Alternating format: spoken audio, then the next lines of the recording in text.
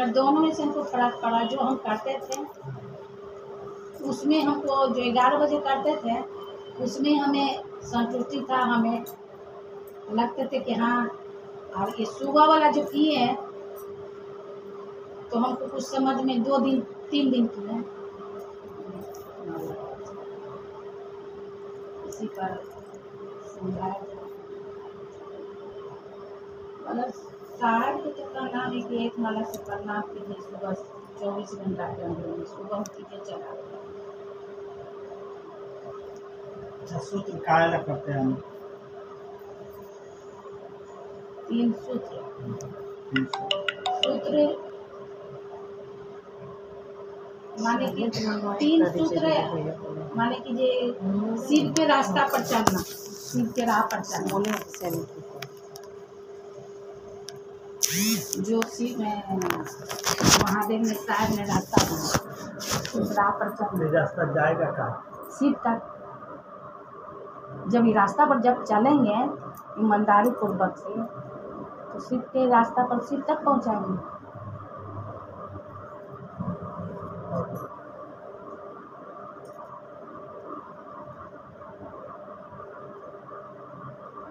जब हम लोग शिव की पूजा करिए रहे, फिर शिव को गुरु बनाने की जरूरत क्या पड़ी? पूजा तो कर रहे थे पर प्रेम तो नहीं ना हो रहा था उनसे।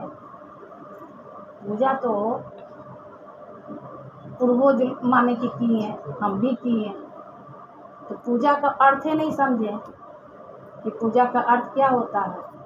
वो परमात्मा से प्रेम करना, तो परमात्मा से तो प्रेम ही नहीं कर रहे थे, उनसे व्यापारी कर रहे थे, उनको अपना समझ ही नहीं रहे थे। आज अपना का विधि मिला है कि अपना बनाइए, अपना में परवाह होता है, अपना में दर्द होता है, बस इसीलिए।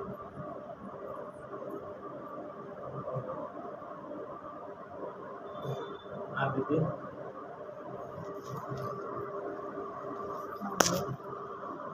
ऐसे क्या करते हैं?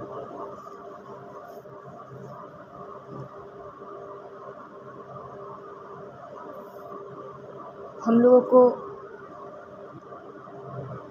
मेरा मन यह समझता है कि शिव की पूजा तो हम बचपन से करते थे, लेकिन उस पूजा का परिणाम कभी समझ में नहीं आया। लेकिन जब से हम शिव को गुरु बनाए, हमारे जीवन में बहुत परिवर्तन। और शिव को गुरु बनाने के बाद साहब हमारे जो कहें, मेरे लिए हमेशा उनका आदेश ही मेरे लिए सर्वोपरि रहा। और हमारा हमेशा यही रहता है कि मेरे साहब का जो सपना है, जो संकल्प है, उसको हम लोगों को पूरा करना। उनका उद्देश्य ही मेरे लिए सब कुछ है।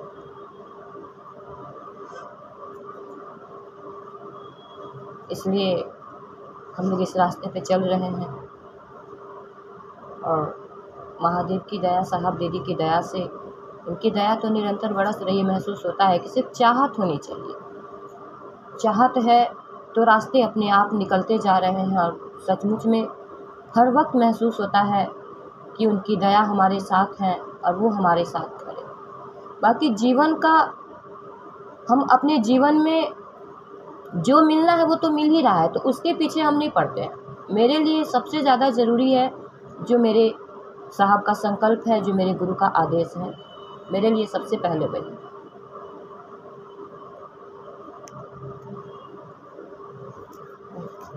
जैसे साहब का संकल्प क्या है और आपका संकल्प? जगत का एक एक व्यक्ति शिव को गुरु बनाए, यह पूरा जगत शिव शिष्य हो जाए। तो मेरा भी यही संकल्प है भैया कि मतलब अपने साहब के सपने को पूरा करना है। और इसके लिए जिस तरह से भी हम लोगों को समय मिलता है, मौका मिलता है, हम लोग चलते जा रहे हैं।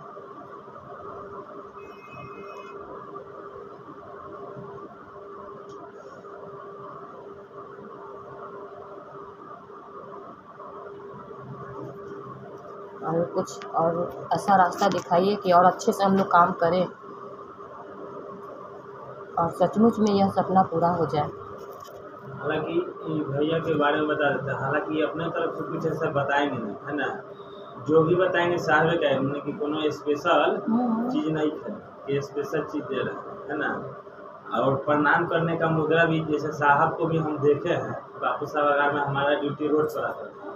है ना, वॉलेंटियर में हम भी रहते थे। तो साहब जब निकलते थे ना, उनको प्रणाम करने का मुद्रा ये, जैसे हम लोग कैसे बोलते हैं प्रणाम गुरु भाई, प्रणाम गुरु भाई, है ना, ऐसे बोलते हैं ना जनरली।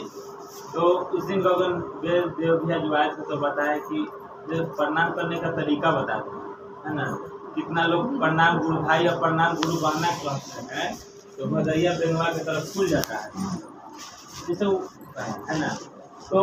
बोलना नहीं है ना, जो अनायास जो साहब बताए हैं कि नमः शिवाय पल प्रतिपल आपके मन में चलता रहता है ना, कभी टूटा कभी छूटा फिर चलते रहा। तो उसी तरह अगर भाई बहन मिल जाता है रास्ता में, तो बोलना नहीं है, सीधे हाथ जोड़ कर प्रणाम, है ना, मन से नमः लिखला शिवाय बाहर, बोलने की जरूरत नहीं। वो चीज़ हम साहब में भी देखते थे, जब भी साहब ग्राउंड में भी आते थे सीधे हाथ जोड़ करके, गाड़ी से निकले हम लोग रोड पर थे, साहब ऐसे उठा करके प्रणाम, लेकिन हर एक प्रणाम जब हम करने भी बैठते हैं तो वो मुद्रा हमको बार बार याद आता है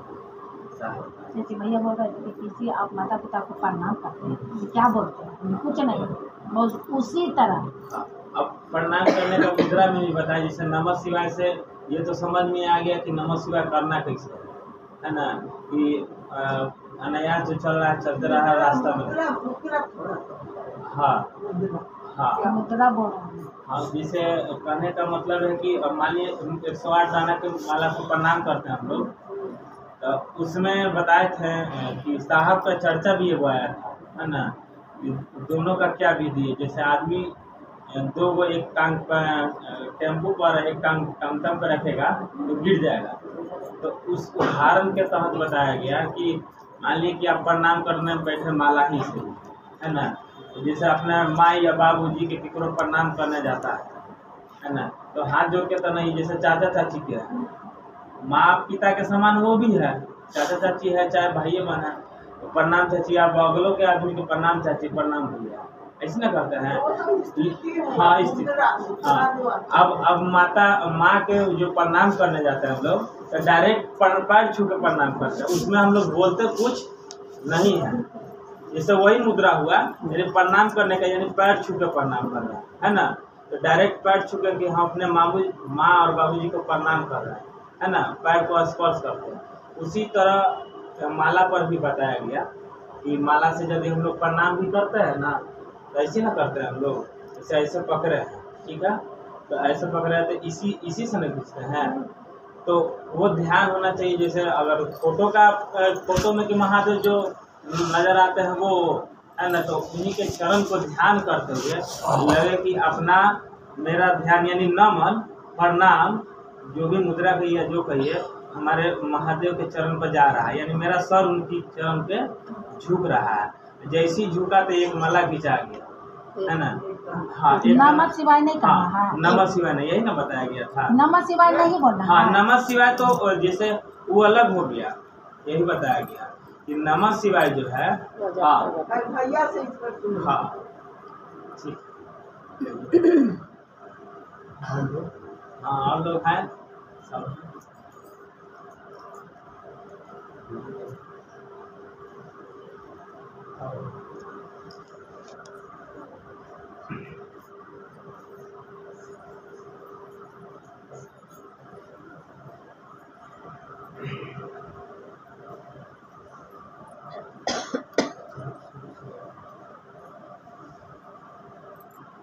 अपना दृष्टि को चलना।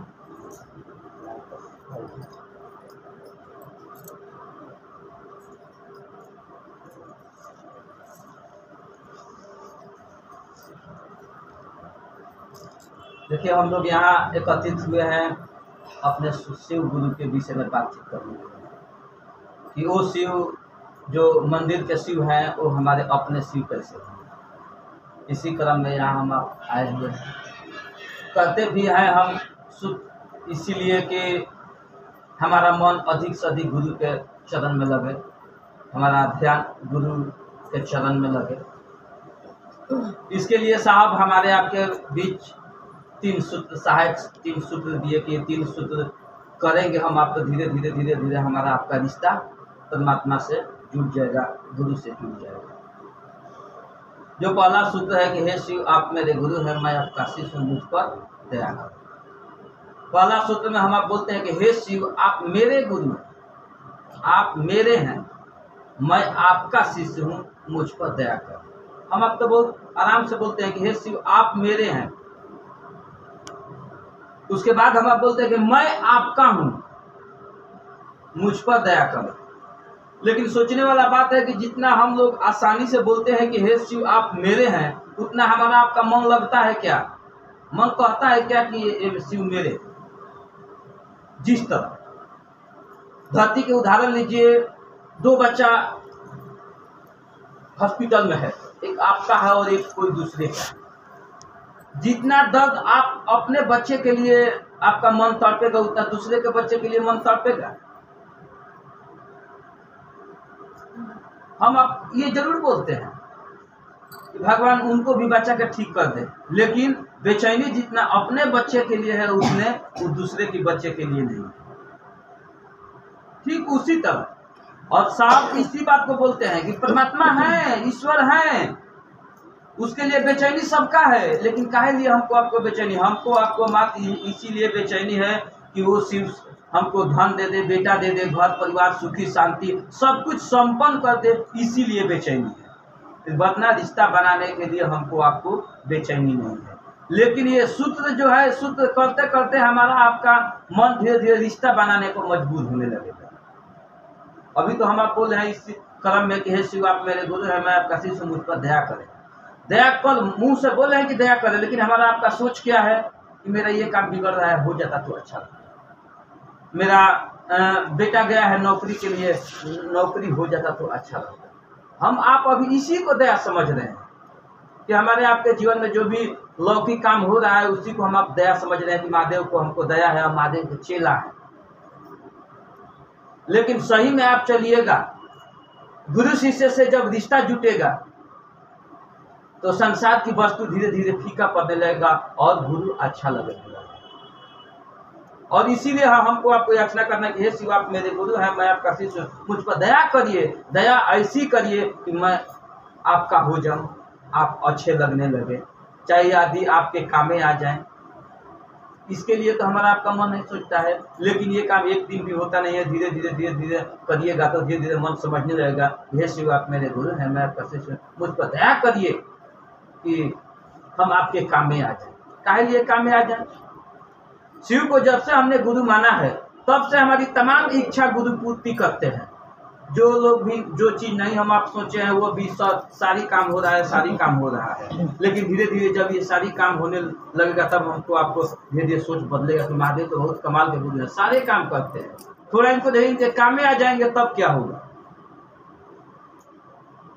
इसलिए जब हमारा आपका मन रिश्ता बनाने पर मजबूर होने लगेगा, महादेव जब अच्छा लगने लगेंगे तो समझिए कि धीरे धीरे हम पर दया हो रही है। और जब दया होगी तो अधिक से अधिक देर महादेव हमको याद रहेंगे, महादेव अच्छा लगेगा। दूसरा सूत्र में हम आप चर्चा करते हैं। चर्चा का मतलब हुआ बातचीत, गपशप। आखिर हम आप तो बात अपने दैनिक जीवन में कर ही रहे हैं, बातचीत सारे दिन बातचीत कर रहे हैं। किसी काम के लिए कोई किसी काम के लिए, कोई किसी काम के लिए बातचीत कर रहे हैं। इसी बात को साहब ने बोले कि ठीक है सारी काम के लिए आप बात करते हैं, ठीक उसी तरह एक बार ये भी बात करिए कि शिव मेरे गुरु हैं, आपके भी गुरु हो सकते हैं। इस संबंध में आप अधिक से अधिक देर बातें करिए। बात करने से होता क्या है, किसी भी चीज धरती का कोई भी रिश्ता पर ज्यादा देर तक हम बातचीत करते हैं वो वस्तु हमेशा दिमाग में घूमता रहता है। जिस चीज के विषय में आप ज्यादा देर बात कर लीजिएगा वो दिमाग जो है उसी में घूमता रहेगा, अधिक से अधिक देर वो वस्तु याद रहेगा। ठीक उसी तरह साहब बोले कि शिव के बात करिए। शिव के जब हम आप बात करेंगे तो शिव के बात करते करते करते करते अधिक से अधिक देर महादेव हमको याद रहने लगेंगे। याद रहने लगेंगे तो हमारा आपका मन बेचैन होगा कि मेरे गुरु साथ है, मेरे गुरु हर पल साथ है। जब साथ है हमारा आपका मन करेगा कि ये बात दूसरे से भी शेयर करें, दूसरों को भी बताएं। ये दूसरा सूत्र चर्चा हुआ। तीसरा सूत्र में हमको आपको नमः शिवाय मंत्र से प्रणाम करने को मिला। नमः शिवाय प्रणाम करने की विधि है 24 घंटे में एक बार 108 की माला से आप प्रणाम कर सकते हैं। टुकड़ा टुकड़ा में भी प्रणाम कर सकते हैं, टुकड़ा टुकड़ा में प्रणाम कर सकते हैं, सांस के माला से भी प्रणाम कर सकते हैं। सारी विधा आपके पास उपलब्ध है। फर्क ये है कि टुकड़े टुकड़े में प्रणाम करने का मतलब कि आप जहाँ है, जिस स्थिति में है, जब यदि आपको महादेव याद आए,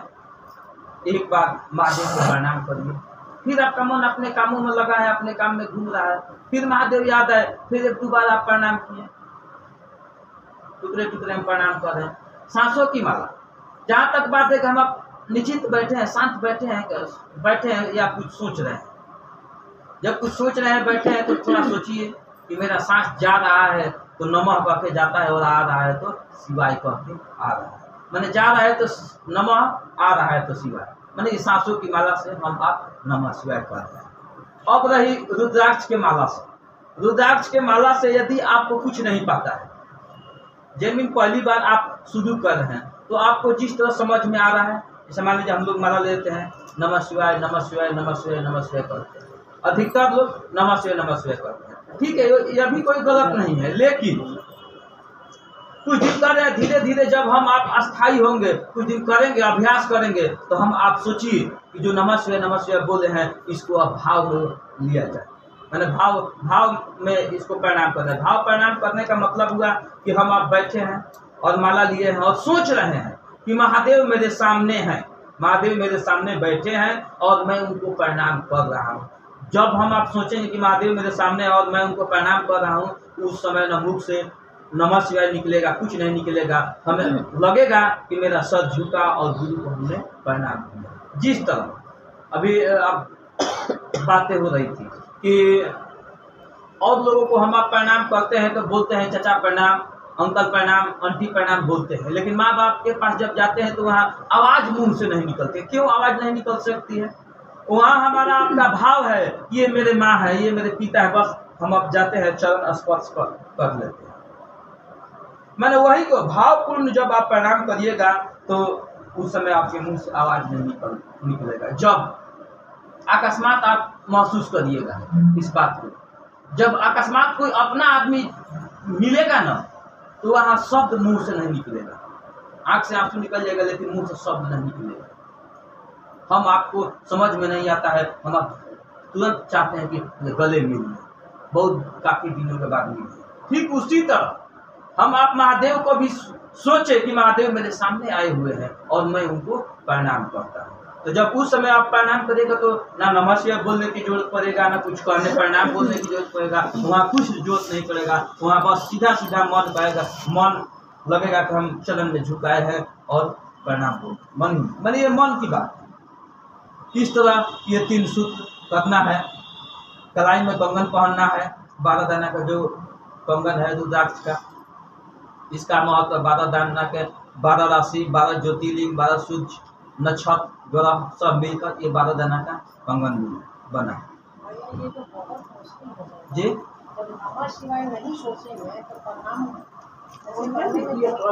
हाँ नहीं दीदी ठीक पूछी। देखिए दीदी, आप सही बात बोलिए कि नमः शिवाय नहीं सोचेंगे। नमः माने क्या होता है? नमस्कार। शिवाय मतलब शिव के। तो आप बोलकर प्रणाम करिए या अपने भाव से प्रणाम करिए, इसमें कोई अंतर होगा? जैसे मान लीजिए आपका नाम है, आपका जो नाम है, मैं आपके नाम धरकर प्रणाम करूं या आपके सामने जाऊं और चरण स्पर्श करूं, इसमें कोई अंतर होगा? कोई अंतर नहीं। ठीक उसी तरह आप धीरे धीरे, हम ये नहीं बोल रहे हैं कि आप नमः शिवाय मत करिए, नमः शिवाय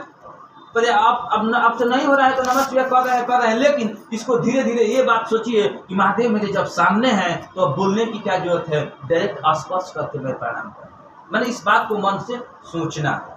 तो जब मन से सोचिएगा तो उसमें आवाज नहीं निकलता। जब आवाज नहीं निकलता तो वही उसी का मतलब होता है भावपूर्ण प्रणाम, माने भाव से हम अपने गुरु को प्रणाम कर रहे हैं और भाव में आवाज नहीं निकलता। जिस तरह, अब एक बात आप सोचिएगा, जिस तरह यदि हमारा आपका दिल जो है, कोई गहरा बात होता है तो आवाज नहीं निकल जाता, आदमी चुप हो जाता है, आदमी सोच में पड़ जाता है, उस समय मुख से आवाज नहीं निकलेगी। क्यों? कि मैटर दिमाग की नहीं है, दिल की मैटर है। उस समय आवाज नहीं निकलेगा। ठीक उसी तरह जब रिश्ता बनेगा, जब हम भावपूर्ण प्रणाम करेंगे, जब दिल से ये आवाज निकलने लगेगा कि मैं महादेव को प्रणाम करता हूँ, तो उस समय आवाज दीदी नहीं निकलती है। यही बात है, और कुछ है तो भैया आप बता रहे हैं। ठीक है, इसी सब के साथ आप सभी भाई बहन को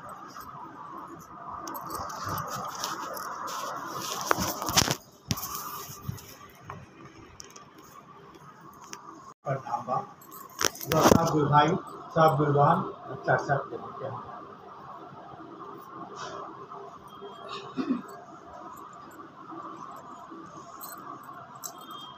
गुरु के दया से, साहब दीदी के आशीर्वाद से, डोरा साहब के सहयोग से आज पटना के फुलवारी शरीफ में शिव गुरु पर चर्चा सुनने और सुनावे के सौभाग्य मिला। पितामह के जानते बानी सब कि जाना महादेव के देवता के रूप में, भगवान के रूप में, ईश्वर के रूप में पूजा करत रहे सब। वही महादेव के साथ गौरी रिश्ता बनावे के सलाह दी सब, प्रार्थना करी सब, निहोरा करी सब। वही महादेव के साथ गौरी रिश्ता बनावल जाओ गुरु और शिष्य। सुन के आश्चर्य जैसा लागत हो कि ये जाना महादेव का मन के देवता के रूप में, भगवान के रूप में पूजा करत है सब। वो महादेव पर कौन आफत विपत आयल बावे कि आज महादेव के गुरु बनावे के जरूरत पड़ल बा। महादेव के चेला लोग घूम घूम के बतावता जो महादेव के गुरु बनावल जाना महादेव के देवता के रूप में, भगवान के रूप में, ईश्वर के रूप में पूजा करते हैं सब। हकीकत ये बा कि महादेव पर आफत विपत नहीं आई। आफत विपत हमरा रोड़ा ऊपर आई बावे कि इतना पूजा करते बनी, इतना व्रत करते बनी, इतना अगरबत्ती प्रसाद चढ़ाते बनी, तो काहे दुख पर दुख, दुख पर दुख आ जाता। आफत विपत हमरा रोड़ा ऊपर आई महादेव पर। बात बुझाता कि ना बुझाता? एमे ऐसा नहीं है कि महादेव गलत बने चाहे हमनी के गलत बने, चाहे पूजा पाठ गलत बने, कुछ गलत नहीं। किताब बतावता हमारा, किताब बतावता कि जाने ले गुरु के संगत ना हुई ताले ले कौनो देवी देवता के पूजा हुई नहीं के सब। किताब कहता यहाँ तक कि हमन के गांव देहात में लोग ऐसी करेला, अपना बहन बेटी के कन्यादानो देला तो पंडित जी पूछे ले कि जे गुरुमुख भज बने, यानी बिना गुरु के रोरा अपना बहन बेटी के कन्यादानो नहीं। पूजा के माने का हो, पूजा करे खातिर 3 गो शक्ति के जरूरत बा। पूजा गलत नहीं है, ना देवी देवता गलत बा, ना हमनी के गलत बा। पूजा गलत नहीं है। पूजा करे खातिर 3 गो शक्ति के जरूरत पड़ेला। एगो शक्ति जे पूजा करता ओकर शक्ति, दूसरा का जाना देवी देवता के पूजा करता ओकर शक्ति, और तीसरा का जे पूजा करावेला ओकर शक्ति। तीनों शक्ति जब एक जगह इकट्ठा हुई तो पूजा के परिणाम मिली। तीनों में से कोनो एगो हटा दी, गाड़ी ना चली। जैसे 3 चक्का के टेम्पू बावे, एगो चक्का खोल दिया, केतनो अगरबत्ती लाइची दाना चढ़ावल जा, चली बढ़िया ना चली। ठीक वही लेखा 3 चक्का के गाड़ी हमनियों के देखा तानी सब कि जे पूजा लोग करत आवे, लेकिन जाने ले पूजा करावे वाला के संगत नहीं के मिलत, ताले ले पूजा के परिणाम नहीं के। आ पूजा करावे वाला के गुरु कहल जाला, यानी किताब कहता है कि पूजा करावे वाला के गुरु कहल जाला। ये बतिया साहब हमरा लोग के बतावे के शुरुआत कइले कि जे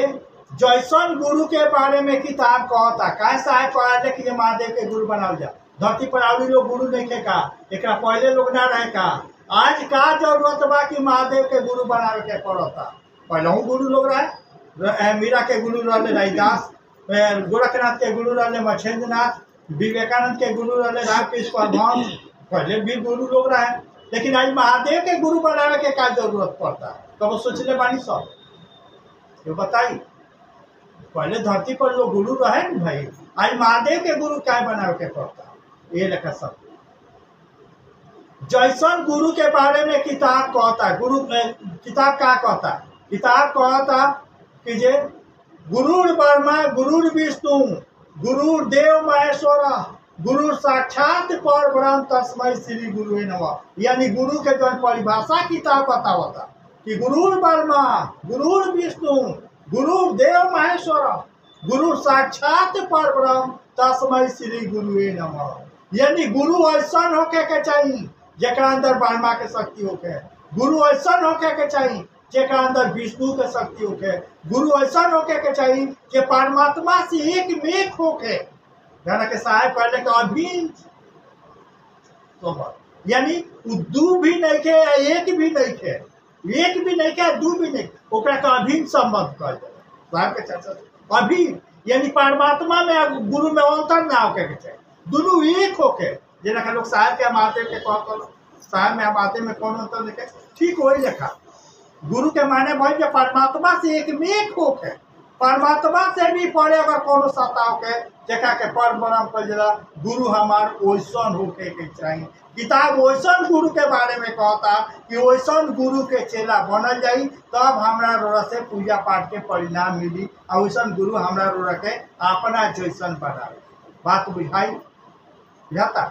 पहले भी गुरु लोग रहे,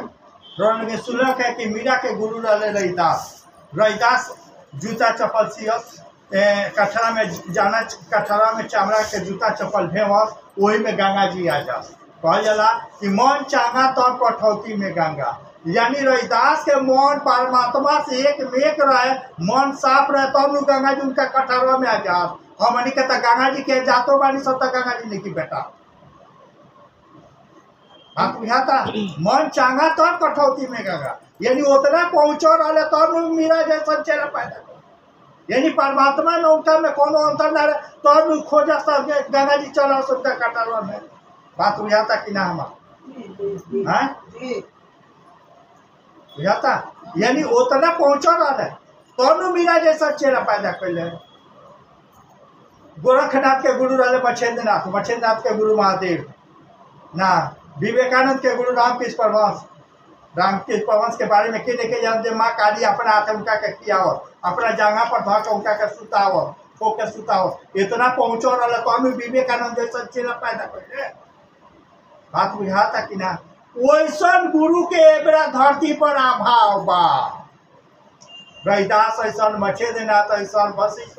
ऐसन, उपमन्यु ऐसन, रामकृष्ण परमहंस ऐसन गुरु लोग नहीं के जे परमात्मा से एक में एक होके। वैसन गुरु के बेरा अभाव बा, जौना के चलते साहेब कहे के शुरू कैले कि जौना महादेव के मनी के भगवान के रूप में, ईश्वर के रूप में पूजा करते सन, वही महादेव के साथ आवरी रिश्ता बनाओ जाओ गुरु और शिष्य के। एगो आवरी रिश्ता, यानी वो महादेव के कहल जाला कि वो महादेव आदि गुरु अमर, यानी आदि के माने गुरु वही जैसे शुरुए बा, यानी शुरुआते हो जैसे बा। अगे भजन में कहा गया महादेव आदि गुरु महादेव, यानी आदि गुरु अमन, गुरुओं के गुरु अमन, यानी जितना भी धरती पर गुरु लोग रहा बा सबका गुरु हम। गुराधिपति, गुराधिपति माने गुरुओं के राजा, गुराधिपति हम। जगत गुरु यानी जगत के एक एक आदमी उनका शिष्य बन सकता, एक एक आदमी उनका के अपन गुरु बना सकता, चाहे कितनों खत्म हो गए, शाकाहारियों के, मांसाहारियों के, चोरों के, साधु के, बलात्कारियों के, हत्यारा के, कितनों खराब हो गए, साधुओं के कितनों खराब हो गए, चाहे कितनों निमन महादेव के अपन गुरु बना सकता। चाहे कोई जगत के गुरु हो, जगत के एक एक आदमी उनका शिष्य बन सकता ना। किताब कहता हमारा ये बात के साहब के रखा शुरू पहले से समझ ले जाओ, एक जले बुझाई काहे महादेव के गुरु बनाओ जा। गुरु के का जरूरत बा? अरे गुरु के हमनी के का बात का है सो, वैसा कोनो किताब नहीं खे धर्मशास्त्र के ना, वैसा कोनो किताब नहीं के जौन गुरु के माता नहीं खे बताव। कोनो धर्म के, कोनो शास्त्र के, कोनो किताब, हनुमाने चालीसा बार, हनुमान चालीसा में लोग कहला कि जे 7 बार पढ़ला से भूत प्रेत का नाम निकट है का हमू बहुत पढ़े बनी याद है। ये खाली 7 जना मेरा हॉस्टल में पढ़ता रहे लॉ कॉलेज में, तो एगो उनका संगतिया रहे, तो रोज सवेरे उठ के लागल हनुमान चालीसा पढ़, हनुमान चालीसा पढ़े लगल। तो साहब कहले कि पढ़ला से का हुई, तो कहले जे भूत प्रेत ना आई होई दुनिया भर के ना, जनो में लिखल बा हमरा भोर पर गई बा ई हुई। साहब कहले सवेरे के बात हो, साहब कहले कि तोहरा जितना हनुमान जी के गोहरावे के बाद गोहरा लो, आ जितना हनुमान चालीसा बा पढ़े के पढ़ लो, आज तारा के प्रेत पटकबे करी तारा के रोक। साहब को महादेव के गुरु मने रहा तनी खुरपाती दिमाग के रहा ना, और बात में पहले बहुत खुरपाती दिमाग के रहा। आज तारा जितना गोहरावे के बाद गोहरा लो, दिन भर का टाइम देता नहीं, आ जितना कहे के बाद कॉल आज पटकबे करी तारा के रोक। संयोग से वो 2 बजे रात के पेशाब करे खातिर उठल है, गिर गए गोड़ हाथ टूट गए ना, फिर जाके प्लास्टर व्लास्टर करा के साथे बारे तब करा के लिए सब भइला के बाद पूछल सबतिया जे काहे भइल हनुमान चालीसा गलत बा कि हनुमान जी गलत बा कि हम बानी काहे गलत भइल इसे बताओ बड़े समझिए ना। तो तब साहब का कहले से सु तब साहब कहले कि बीच वाला तो सने रट लेले बाड़ा आ शुरू वाला काहे नहीं याद होला, शुरुए में लिखल बा श्री गुरु चरण सरोज रजा, यानी जाले ले गुरु के चरण के दूर के आशीर्वाद ना मिली साथ खाली ना 87 यानी पड़त रह जा कोनो फर्क ना पड़े। बात बुझाई कि ना, यानी वो किताब में नहीं के कुछ में नहीं के नवा सिवाय के हमन के ओमे से बखान करत नहीं सन रोरा अपना मने नवा सिवाय करी तवन आ कोनो गुरु भाई बन के काला से करी तवन जमीन आसमान के अंतर हो जाए। किताब पढ़ के रो नवा सिवाय करी कोनो फर्क ना पड़ी आ कोनो गुरु भाई बन कह दलस आ तब करी जमीन आसमान के अंतर पड़ जाई। काहे अंतर पड़ी कि कहे गुरु भाई बहन अपना मन से नहीं के कहले, उस साहेब के कहला से कहले बा आ साहेब अपना मन से नहीं कौन कहले महादेव के कहला से करता अंतर बुझाई। अभी तकले हमनी के पूजा पाठ लोग करेला दुनिया भर के ऑडियंस करेला अभी तकले जितना पूजा पाठ हमनी के करी ले सब, चाहे छठी मैया के करी सो, चाहे दुर्गा मैया के करी सो, चाहे बजरंग बली के करी सो, जोने भी कहले बानी सन अपना मन से कहले बानी सन कोनो देवी देवता के कहले बानी का करे ना। देखा नहीं हमरा लगे एक आदमी आई वोट मांगे ना तो बहुत अपने के भक्त बुझत रहे माने भक्त रहे भक्त ऐसे बुझता है कि काले फाटो तरह के 25 साल से सुल्तानगंज से बैना दर जाए जल चढ़ा कर आ कह गल जाएंगे तो वोट मांगे खातिर लोग जानते है कि लोग महादेव करेला ना। भोजपुरी बुझाता हमरा आदत हो गई हाँ तो वही मांगे तो कहल जे भैया रौरा जेकरा के मानी ले ओकरा के हमू मानी ले हाँ कहने कि तू केकरा के मानी हम तो बुझ गई का कहता तो हम वही महादेव के मानी तो हम कहनी तारा मानला में हमरा मानला में जमीन आसमान के अंतर बा। गौर से सुनो तारा मानला में हमरा मानला में जमीन आसमान के अंतर बा। तो कहता ना भैया हमू वही महादेव के करी ले तो पे हमू बुझा तरी वही महादेव के तू करे तो हम पूछती कि तू का करे तो कहला जब 25-26 साल से जाए ले सुल्तानगंज से बैनाधाम जल लेके चढ़ा महादेव तो हम कहनी कि कहनी न तारा माला में हमारा माला में उतरो तारा के एको साल महादेव आके कहले बारे के का जल लेके वही हो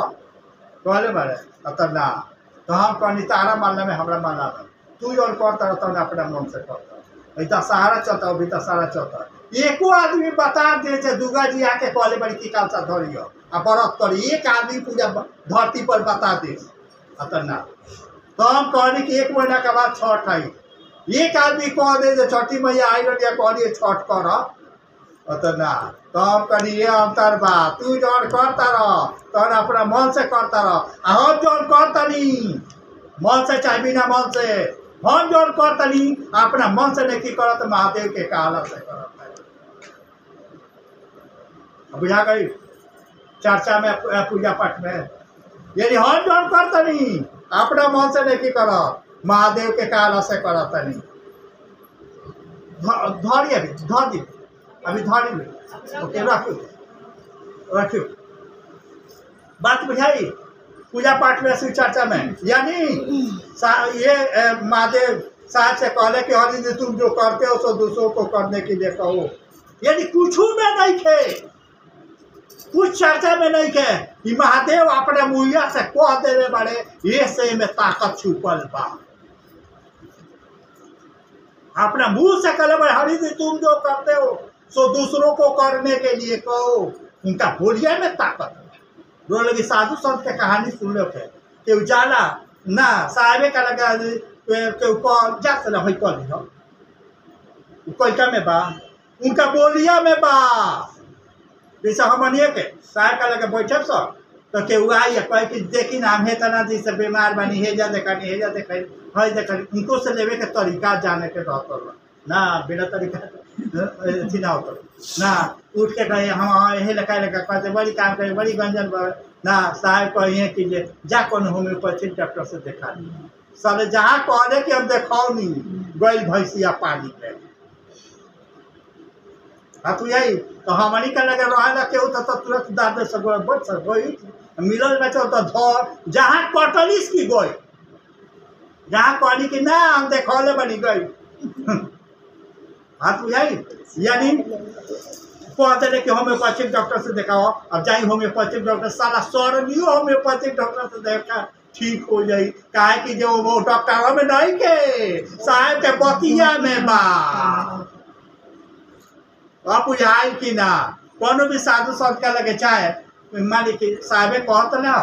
कि जे हमरो घर सिवान बाबे तो साहब कहते ना साहब के घरवा से 1-1.5 किलोमीटर अलग पर एगो औघर रहत रह औघर तिरपित बाबा नाम रहे अथी में औघर रहे बहुत साहब जब भी जाते रहे अभी भी अथी जाइए तो उनका समाज अथी पर जहाँ रहते ना जाकर उनके प्रणाम करिए जातों में प्रणाम करिए आवतों में प्रणाम करिए ताकि साहब तो सिवान जब देंगे तो हम साथ रहते रहिए जातों में प्रणाम करिए आवतों में प्रणाम और साहब कहिए कि इनका ऋण हमारा परिवार पर बा उनका ऋण मैंने कर्जदार बनी सब इनका हमारे परिवार भल का रहे साहब के बाबूजी के कान कहते बचपन में हती चुकी रहे साहब के बाबूजी हती चुकी रहे तब के तो साहब के इया लेके गली तिरपित बाबा का तिरपित बाबा वो अघर रहे अघर तो हमेशा गाड़ी देते रहे अघर रहे तो अथी ले गली अब कानवा ठीक ना होके कितना डॉक्टर से देखावली लेकिन ठीक ना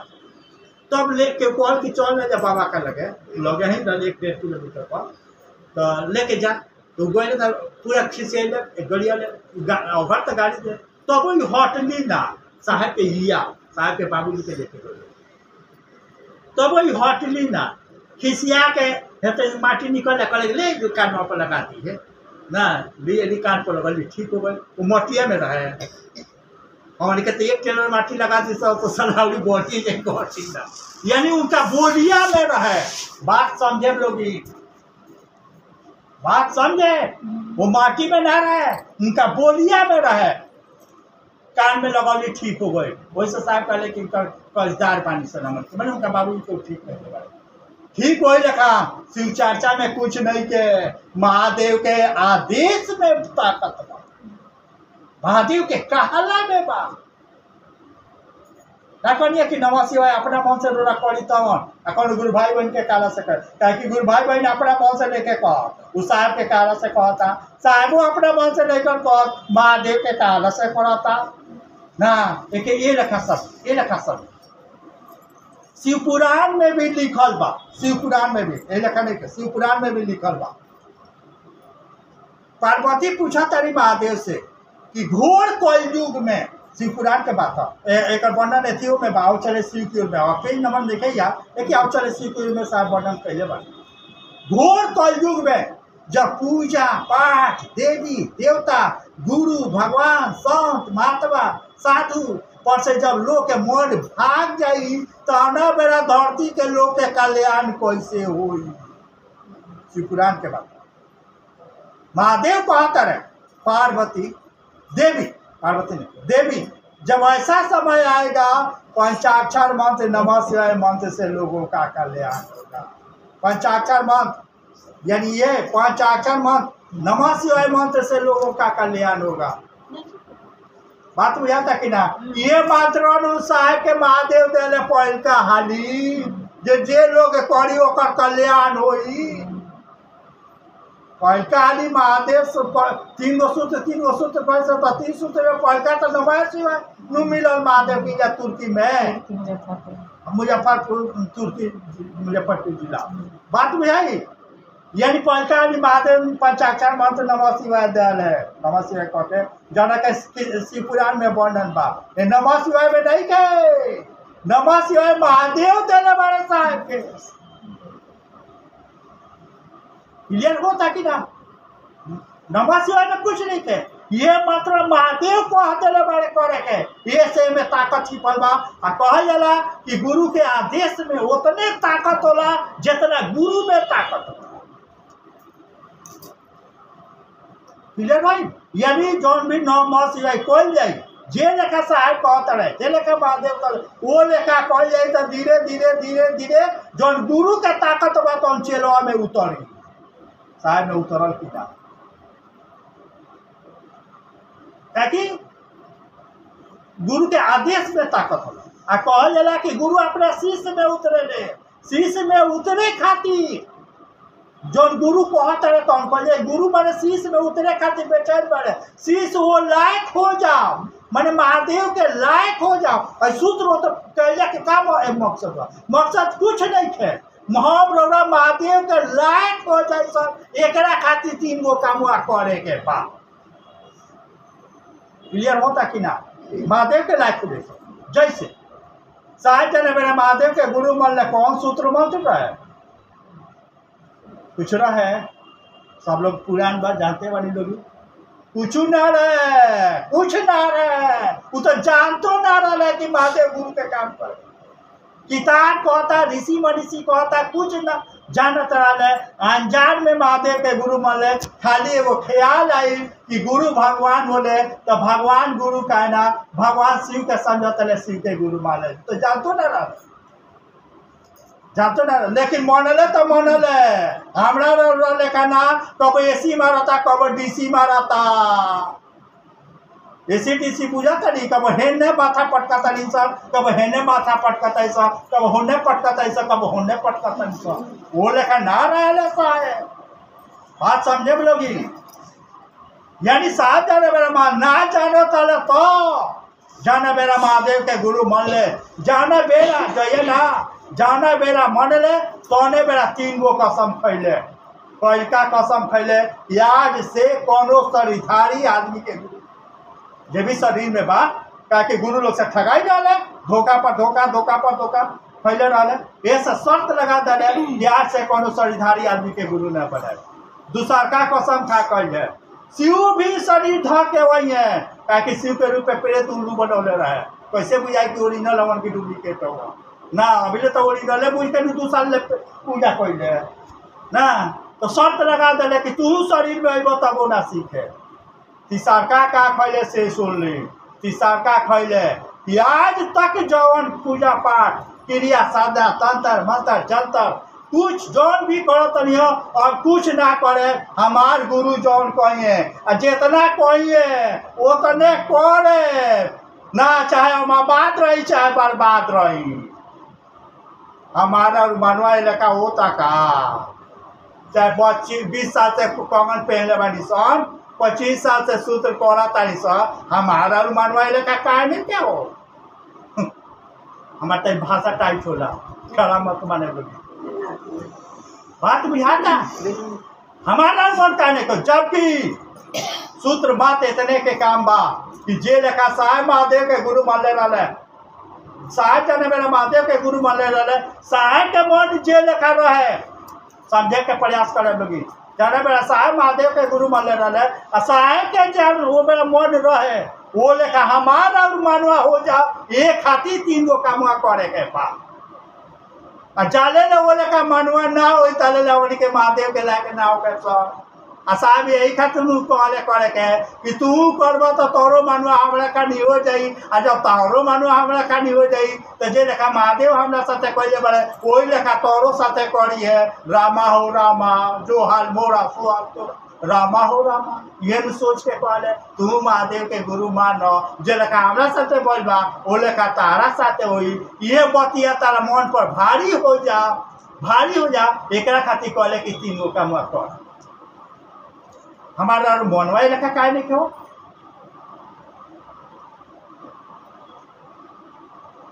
क्या बुझाता कि ना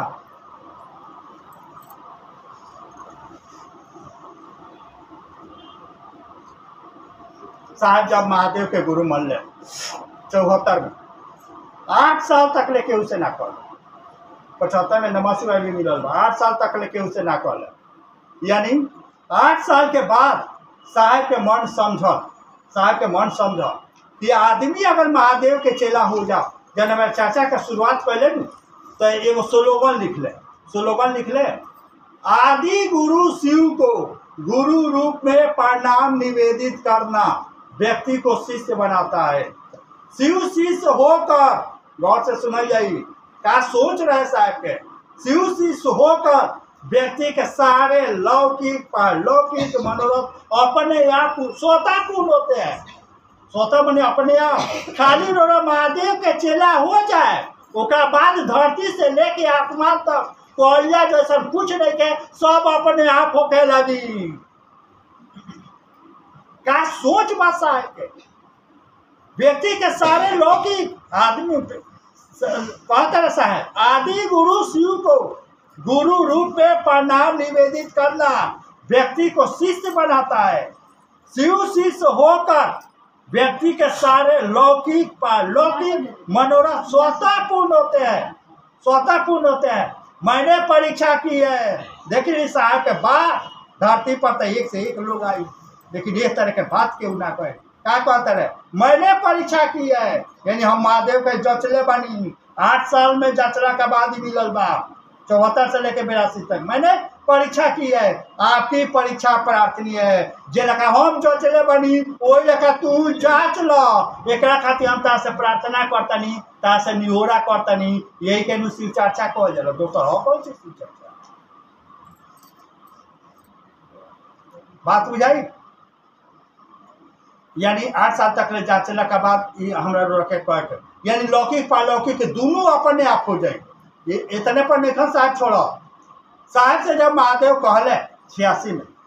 कि हरिंद तुम जो करते हो सो दूसरों को करने के लिए कहो, हरिंद तुम जो करते हो दूसरों को करने के लिए कहो। साहब क्या कहले, साहब कहले कि सरकार कान खोल के सुन लो। साहब चिढ़ वाले महादेव से, कान खोल के सुन लो। पहले के तार चेला लोग रहे, पैर में चप्पल ना रहे, बदन पर कपड़ा ना रहे, खाए के भोजन ना रहे, रहे के मकान ना रहे, ओकरा बावजूद महादेव महादेव कह दिए। हमनी के वो लेखा ना करे सो, हमनी के तबे करे सो, हमनी के तबे करे सो जे भी महादेव महादेव करी ओकरा पैर में चप्पल होके के चाहिए, ओकरा बदन पर कपड़ा होके के चाहिए, खाए के भोजन होके के चाहिए, रहे के मकान होके के चाहिए, ओकरा बीवी बच्चा के बियाह शादी पढ़ाई लिखाई बड़ बीमारी सब चीज के तरह जवाब दे लेवे के पड़ी। इतना लेवे के कह तो हमनी के महादेव महादेव करे सो, ना तो तू अपना घरे हम अपना घरे ना। महादेव का कहले से सुन, महादेव कहले ऐसा ही होगा बाबू, बस इतने कहले महादेव। महादेव तो कम बोलते रहा, ऐसा ही होगा बाबू। डोरा देखा तो के महादेव के गुरु माने से पहले के दिन दशा, महादेव के गुरु मानला के बाद के दिन दशा में अंतर होता कि ना, जमीन आसमान के अंतर होता ना। कहनी अगुआई रहे भोटवा मांगे खातिर ना, तो हम उनका से कहनी, तब हम उनका से का कहनी से सुनी। हाँ कहनी कि रौरा जब शिव चर्चा के माने बुझतनी, लेकिन नारवा पर 4 गो मौगी बैठ के गीत भजन गावली सो वही के शिव चर्चा बुझतनी। तो हाँ तो हम ठीक बुझले बानी, गलत नहीं कि बुझले, एकदम ठीक बुझले बानी। लेकिन जहाँ भी ऐसा हो थके न वो जाके बैठ जाए,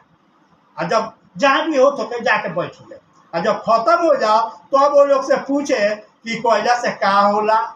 ना का मिलल बा सर, वो लोग अपन जो अनुभूति सुनाई और भेजा काम ना करी। गीते भजन गावता लोग, लेकिन वो लोग जो अनुभूति बताई अपन और भेजा काम ना करी। तो जबकि अभी शिव चर्चा के ABCD नहीं खे जानत, तो अभी कुछ नहीं के जानत, कुछ नहीं के जानत, ABCD नहीं के जानत, तो क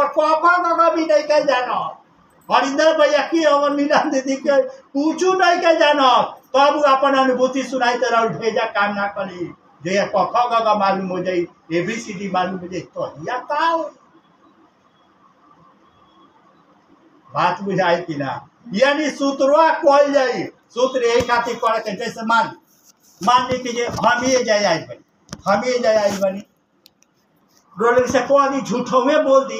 जे हमार पैसा पाकिट कटा गई बा, हमरा के 10-10 को रुपया दे दी लोगी, हमरा जाए के बस सीमा फट से न दे लोगी। का चलो चले 10 रुपये में का बात झूठे कंगन पहने बड़े इतना दे बकर बकर कहले ना, 10 रुपया दे लोगी का, यही जगह पर कहे कि हमरा के 500-500 रुपया दी लोगी, सब लोग शिव चाचा छोड़ के घर चल गई। बात समझे, समझे। यानी छोट मोट का तो नाम पर हो जाई, छोट मोट काम तो नाम तो कौन सी कहा। हम एगो थी गुरबन बड़ी यहाँ के जाता नहीं दीदी, उनका घर में नीचे किराएदार लोग रहा, इंस्पेक्टर दरोगा लोग तरवाड़ा एगो जगह पर वो दरोगा जी रहा, एगो दरोगा जी रहा ना पूर्णिया जिला के। तो उनका लगा हम बैठा रहे हमेशा, अरे मकान मालिक लगा हम बैठी आ किराएदार रहे। तो जब अवस्था हमरा के खोज रहता देरवा पर हमरा के खोज, तो हम बैठा रही एगो सुनैया कोनो दिक्कत होके तो चल जाई, तो बैठी तो अथी एगो अथी महिला अली उनकर अटी पट्टी में झगड़ा भई रहे, लड़का लेके झगड़ा कर ले केस फौजदारी हो गए। तो वो आई रही दरोगा जी से पैरवी करे खातिर। तो चौकट पर जैसे दरवाजा हम उनके रूम में बैठ तो दरवाजा पर दरोगा जी से बतिया उतरी और कगन पहले रही हाथवा इलाका कहले रही हमारा कगनवा लोग पहले जाड़ा के दिन हम चादर ओढ़ के बैठे रही। वो हमरा के नहीं चिन्हत, उनका के हम नहीं चिन्हत। जब वो अपन पैरवी कह के गईली मैंने अपन पैरवी कर लेली और चल गई, तो अब हम दरोगा जी से कहनी कि सर इनका काम और कर दीजिएगा। तो कहले कि आप इनको जानते हैं क्या? तो ना हम जानते हैं। अब तो काहे तो काहे का पैरवी किए? तो हम कहनी कि सर कंगन पहनी है। बात समझ में आता कि ना वो नहीं की चिन्ह था, वो नहीं की चिन्ह, लेकिन कंगनवा से अब कहनी कि इनका काम कर दे। उनका से बढ़िया समझ समय में कामों पहले बेचारा हम कहन मैंने बड़ी इज्जत करते। तो हम कहले कि ये सर दोषी ये भी आ, तो हम तो दोषी ना नहीं तो पहले का कर दे निर्दोष रही तो पढ़ी का दोषी भी है चाहे निर्दोषी पढ़ी के माने पर राहत मिले के चाहे। तो हम कहले कि काहे अथी पढ़ने की है जब आप जाते नहीं है तो हम कहनी कि सर कंगन पहनी है ना। तो कंगन के नाम पर जब हमारा से छुछुंदर आदमी मदद कर सकता तो महादेव के लोग ना करी का बात बुझाई ना। यानी अभी रिश्ता बनल नहीं का, तो नहीं मनी खाली डुगुर करता नहीं सब। तो मनी कि ये लेखा होता जहिया सचमुच में रिश्ता पड़ जाई तो यहाँ का हुई उहे हुई जो साहब हरिनानंद के साथे भइल, दीदी नीलामानंद के साथे हुई, उहे हमरा रोड़ा साथे हुई। ये सोच के साहब हमरा रोड़ा के कहले ए भैया ए दीदी तू महादेव के गुरु मान आ 3 गो कामवा करो साथे हुई लेखा। अब बुझाई इतना में कुछ पूछे को के तो पूछी लोग, इतना में ना बुझा तो के तो पूछी लोग। मैंने अभी जितना बात कोई भाई हाँ हाँ हाँ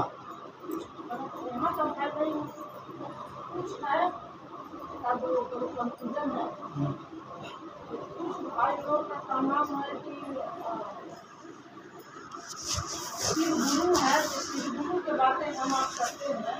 कि हरिनानंद के पीछे की बातें उनकी बातें क्यों करते हैं, उनके नाम क्यों लेते हैं? हरिनानंद के सिद्धांतों पर चलिए, उनके सोच पर चलिए, लेकिन हरिनानंद में साहब आप लोग करते हैं लेकिन साहब के सिद्धांत को नहीं बताते और साहब से जोड़ रहे हैं। साहब कर रहे हैं इसका मतलब आप साहब से जोड़ रहे हैं। साहब का सिद्धांत है कि हर एक किलो में सिर को स्थापित करना है। कुछ लोग का नाम है कि साहब ही शिव है, साहब में ही वो शिव उतरे हुए। हम शिव भगवान को थोड़ी ना बोलते हैं। एगो बात जा हम अनेक है साइकिल सीखे जैसा चाहे मोटरसाइकिल चला के सीखी जैसा मोटरसाइकिल चला के साइकिल चला के सिखावेला जो सीखले वाला से ही सिखावेला जो ना मान लीजिए जो सब अपने मोटरसाइकिल में के चला के सीख और ओकरा से कही रे भाई बात रे हमरा के बताई दे तो सर अपने पटकी हमर के पटके बात सुन ना उहे जे साइकिलवा चाहे मोटरसाइकिलवा चला के सीखले बा और वो अगर सिखा दलस तो हम का हुई सिखा दी तो अपने भी चली और लोगों के बैठा के चले या दूसरों के ऊपर सिखाई। ठीक ये काम साहब के बारे जाले ले रौड़ा सुतरा पकड़ा नहीं के जा सुतरा सही दिशा में चले नहीं के लगा ताले रे साहब के जरूरत बा साहब के बतिया माने के पड़ी। हमारी का तो देखा था नहीं सब 30-32 साल से लोग सूत्र करता साल कुकुरो नहीं के कुकुर ना भाई बहुत गुरु भाई बहन लोग हमारे के नजर में बावे कुकुर भी ना बे काहे कि साहब के बतिया पर खड़ा नहीं है। एक ये लेखा समझ खूब काबिल बनी सा तो महादेव हमरा तो के काहे ना के कहले तो तू चेला बन जा काहे महादेव साहब के कहले काम करे के आइए वाली बात जान ली पूरा ब्रह्मांड में पूरा सृष्टि में सब करे ले महादेव लेकिन केहू के शरीर धके करे ले अपने अपना पर न जस ले ले ना अपजस ले ले मुँहबो उहे करे ले जियबो उहे करे ले लेकिन नाम दूसरा केहू के होला मुँहावे वाला में जियावे वाला के जियावे में होला लेकिन सब करे ले हुए लेकिन नाम हमारा होला बात ना केहू के मुँहा देला ना तो लोग कहला के फलाना के मुँह होला भाई कहले लेकिन सबके पीछे तो महादेव बारे साहब भी कहले करा तो स्वामी सेवा के सीधी लीला करे ले महादेव लेकिन केहू के शरीर धके केहू के अथी धके ठीक होई लेखा ई कामवा काहे साहब के कहले के महादेव करे हमरा लोग के काहे न कहले बात समझी यानी महादेव ये काम खातिर साहबे के चुनल है उनके से पूछी है उनके के जवाब दिए है ताकि इतना देने तू कोयलो कौन छी बात बुझाई कि ना यानी जाले ले रहो रिश्ता महादेव हमनी के का बुझाता है सब हमनी के कौन पे ले नहीं सक बसा करा ले सब चला होगा नहीं सका चला होगा नहीं सब जाले ले चेला बन नहीं की समझा ताले ले साहब के बतावे के पड़ी उनका से पूछे के पड़ी हमनी के फुलवारी आवे के रहला त पूछत गई नहीं सकिना अब केने जाए के बाबू अब एजा से केने जाए के एजा से केने जाए के यानी जे जानता ओकरे से पूछत कर और सिवान से नानी फोन करे रे भैया हम हेजा आ गए बने अनिसा बात चौक पर अब फुलवारी के मार जाए रे सब तो अपने सिवान में बैठल उ का जानता जे एजा के लोग वैसे ही बताई ना ठीक होई लेखा साहेब रास्ता पर गोल बड़े हुए भी बताइए कि भेजा से हे लेखा घूम अब हे लेखा कर पहले साहब का कहतल है कि जे मोल लागे चाहे ना लागे ना एक माला अथी महादेव के नमः शिवाय से प्रणाम कर 3 मिनट से 4 मिनट लागे एक माला जानो तक एक माला नमः शिवाय से महादेव के प्रणाम कर 3 मिनट से 4 मिनट लागे मन लागे चाहे ना लगे खींच नमः शिवाय कर लेकिन बाद में शरीर छोड़े से साल 1.5 साल पहले 2 साल पहले का साहब कहते रहे मन से प्रणाम करो मन से प्रणाम करब तौने प्रणाम महादेव का लगे जाए यानी बदलले कि ना काहे बदलले अब साहब बुझ गए कि कुछ गुरु भाई बहन हमार ऐसा हो गई बा कि चाहे तो मन से प्रणाम कर वो लायक हो गई बा यानी जैसे जैसे एक शुरुआत बढ़े तैसे तैसे लेवल बदली नु भाई मान ली कि पहला क्लास के लड़का क सीख गई ना एकदम क जब कहा तो लिख दल तो मास्टर का कहिए अब एक के अंग्रेजी में लिख बुझ गए कि अब इतना जान गई बा बेटा के आगे पढ़ावल जा ठीक हो लेखा यहू के बात बुझाता कि ना पहले कहते रहे कि जो मन लगे चाहे ना लगे एक वाला नमः शिवाय से प्रणाम कर बाद में का कहले ना एक के मन से करब तबे ई प्रणाम महादेव तक जाए मुँह के आवाज़ माइको में चर्चा में सुनल कि जो माइक हटा दिया तो दूर ले आवाज़ ना जाए मुँह के आवाज़ कितना दूर जाए लेकिन मन की आवाज़ महादेव तक चले यानी भाव से प्रणाम कर ये से कहले कि अब हमारे कुछ गुरु भाई बहन 10 वर्ष 15 वर्ष से जो सूत्र करता अभी स्थिति में आ गए हमारे गुरु भाई बहन कि चाहिए तो मन से प्रणाम कर और प्रणाम यानी तो अब का कहे के बाद के लेखा जाने अथी ना हुई ताले ले आदमी सीखत नहीं के ताले ले तो सिखावे वाला के जरूरत बा जाने ले हमारा रिश्ता महादेव तक से बनत नहीं के हमारा आवाज़ महादेव तक जात नहीं के ताले ले साहब के सहारा ले के पड़ी वो बताइए कि दाएं घूम बाएं घूम ऐसे कर हे लेखा कर हो लेखा कर बताइए अब बुझाई कि ना बुझाई सीख गए के बाद कोनो काम नहीं के लेकिन सीख गए के बाद आदमी भूल ना जाना के साहब लिखा तरह कीर्तक के ऊपर यही के कीर्तक ये आदमी बारे जो हमरा के धक्का दे के जाने ले गए बारे उनका के भुला गया के बाद कहीं जगह मिली जरूरत तो नहीं क्या उनको, लेकिन अगर भुला गनी तो रोड़ा कौन कर्म के आदमी वो नहीं थी। अब क्लियर भइल कि ना? मैंने समझ रहा है कि किताब में भी दिया हुआ है कि आदमी लगता है कि जब तक सामर्थ को महादेव पर विश्वास नहीं था तब तक वो मूर्ति दिखाते रहे, इसलिए उनको विश्वास और ज्ञान दिखाना पड़ता है। उसी तरह से मेरे साथ कह रहे हैं कि मतलब कि जब हम सभी भाई बहन को जब गुरु के प्रति मन में प्रेम जाग जाएगा, साहब के सिद्धांतों का तो उनके मन के अनुसार काम करने लगेंगे,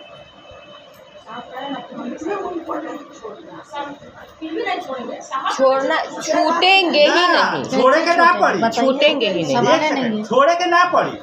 जैसे हो जाए रौरत जाए, जैसे एक ए रखा सच साहब जना मेरा लड़का रहल है तो ट्यूशन पढ़ावे आओ से एक जना मास्टर पढ़ावे आओ तो लड़केन जुग रहे ना, साहब के बाबू अधिकारी वाले लड़केन जुग रहे तो मार साहब जा बाथरूम जा तो साहब लड़केनवा तेज कर दी ना, जाने ले मार से वहीं तले ले शीशो अंधार हो जाए, तेज कर दी तो अंधार ना हो जाए ना, करिया हो जाए। और जानो तले मार साहब के तनी खचरा हुआ, लेकिन साहब के बाबूजी साहब रहे तो ऐसे के बोले जाओ, और मार से तो बुझा तरह की बदमाशी से कोरिया करे वाला साहब सोचा कि चलो आधा घंटा तो फिर सब हो गई, अब इस साल ठंडा हुई पुछाई फिर चराओ ये ताले ले तो फिर बाटी ना सब कैले सब फिर पुछाई उछाई थी भई सहरसा के घटना हो। जब मधेपुरा में साहब गए थी के मजिस्ट्रेट बन के तो मार से हो वह मार से हो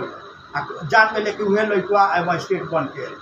तो साहब से कहल जाके प्रणाम कर मजिस्ट्रेट प्रणाम तब कहले साहब मार से सर आप तो हमको पहचानते नहीं होंगे, तो ना सर हम पहचान, तो हम वही मार से है कि आप शिशुआ को करिया कर देते थे, साहब उठ के प्रणाम कैले साहब कहले कि हम लोग कमी ना रही कि उनका के करिया होता नहीं, लेकिन मार साहब तो ईमानदार रहा तो हम लोग पढ़ौले जाए जो मजिस्ट्रेट बनल बनी, गोर छू के प्रणाम कैले तब दीदी के फोन कैले कि एक आदमी के और खाना बनाओ, और गाड़ी से अपना लिया गए खाना खियोले सब एथी कैले अपना गाड़ी से उनका घर तक ले छोड़ोले, कहाँ साहब भुला गए ठीक हो लगा जैसे ना रिश्ता महादेव से बनी महादेव से नहीं से रोड़ा मन पर साहब ना रही है, अगर रोले तो रोड़ा महादेव से बनले नहीं खे बात कहना दुनिया में बनी। आप क्लियर भइल कि ना? एकदम क्लियर भाई, यानी लोग से काला के काम है क्यों को जरूरत, लेकिन जाले ले उजाले पहुँच ना जे पहुँचल बस यही न बताई, अब जे दिल्ली गोले ने के का बताई के न कहाँ जाए कौन सवारी से जाए कहाँ टिकट मिली कहाँ से ऑनलाइन सब के जानता, एगो उनका जानता रहे उनका के महादेव सिखौले बड़े देखा लगा कर वो बताओ तरह वैसे ऐसा कर चलो अगर तारा नहीं के तो कोनो जरूरत नहीं है यार, कोनो जरूरत है कि तू कर सूट क्लियर भाई कि ना प्रेस नहीं कहते के साहब के कर। अब एक सेकंड हमनी के सूत्र जे करता नहीं सब साहब एक जगह किताब में लिखा था कि शिष्य अपनी इच्छाओं और कामनाओं को लेकर के ही गुरु के पास जाता है। शिष्य अपने साहब चमत्कार सीखे खातिर गए रहे कौन महादेव बनने खातिर गए रहे चमत्कार सीखे खातिर गए रहे वह साहब लिखता है शिष्य अपनी इच्छाओं और कामनाओं को लेकर के ही गुरु के पास जाता है, लेकिन गुरु का ज्ञान अदाया दुनिया के चीज बोला ज्ञान अदाया के चीज, लेकिन गुरु का ज्ञान शिष्य के उद्देश्य का परिमार्जन कर देता है। बताओ यानी गुरु के आदेश के पालन कल जाए धीरे धीरे धीरे धीरे हमारा मनवा बदल जाए, नैखे बदल तो हमारी के सूत्र करे में कहीं ना कहीं गड़बड़ी बात सीधा बात बा एक के लेखा करे के बाद से समझ का हो साहब कहता रहे कहीं चर्चा में नहीं है कहीं किताब में नहीं है खाली बैठल रहने सब कहा के बात साहब कहता रहे कि 15 साल के गुरु भाई बहन या 15 साल के अधिक के गुरु भाई बहन याद रखें 15 साल के गुरु भाई बहन या 15 साल के अधिक के गुरु भाई बहन अगर महादेव खातिर महादेव के चर्चा नहीं के कर तो कंगन खोल के दो देवे के चाहिए। इतना बुझा थोड़ी यानी अभियो हमारी के बेटुए बेटिया खातिर मर्दे मेहरारू खातिर अगर शिव चर्चा में जाता निशान तो कंगन खोल के दो दी आ जाले ले महादेव खातिर महादेव के चर्चा ना कल जाई ताले ले हमारा और चर्चा के अवसर सुनने वाला के मन पर ना पड़े। क्लियर होता कि ना साहब? इहो बतिया किताब में लिखता रहे काहे साहब के बतिया माने के बाद यानी कि किताबा पढ़ल जाए साहब के बतिया मानल जाए तो बुझाए कि हमन के गाड़ी ठीक दिशा में जाती है ना। मान ली कि हमरा निशाबाद से फुलवाड़ी हम पकड़ ली उन्हें अथी वाला चितकोहरा वाला रोड तक वही पहुँचे ये किताबा बताई जब हम सही जाता नहीं कि गलत जाता ना। साहब किताब में क्या लिखा था? साहब की किताब में लिखा था कि जगत के आकर्षण में किया गया शिव चर्चा। जे भी जगत के आकर्षण में शिव चर्चा करता केहू पैसा खातिर, केहू मान सम्मान खातिर, केहू निमन निमन खाए खातिर, केहू गोड़ पूजा खातिर, केहू मेठ बने खातिर। मेठ बने है ये मोहल्ला के हम ही मेठ हई हम जाए तबे शुरू होला। हाँ हम जाए ना तले रे शुरू ना हो यानी हम ही मेठ हई हम अकेला कुआ हई। लोग के चर्चो करावे तो होला तो हमारे से पूछेला हम ही कहले तो चर्चा हुई तो मेठ बनल अकेला पूरा बनल पैसा कमाई गोड़ पूजावल निमन निमन भोजन कई पैसा कमाई। एक आकर्षण में अगर शिव चर्चा करतनी किताब में लिखल बा एक आकर्षण में यानी जगत के आकर्षण में अगर शिव चर्चा करतनी तो रौरा शिव चर्चा कहला के माने बा गली के कुकुर के चिल्लाई घर के कुकुर ना गली के कुकुर। सीधा साहब लिखता है गली के कुकुर के चिल्लाई यानी एक सेकंड यानी जाले ले हमनी के महादेव खातिर महादेव के चर्चा ना कइले ताले रे समझी कि अभी हमनी के शुरुआत तो नहीं की सर पहले जब महादेव खातिर महादेव के चर्चा कल जाए तब हमनी के गाड़ी आगे बढ़ी। अभी तो पौडिलो मारो जाए तो हम चकवा चल अभी तो साइकिल खाली उठाओ बैठाओ करते बंद करी लगी साइलेंट कर दीजिए।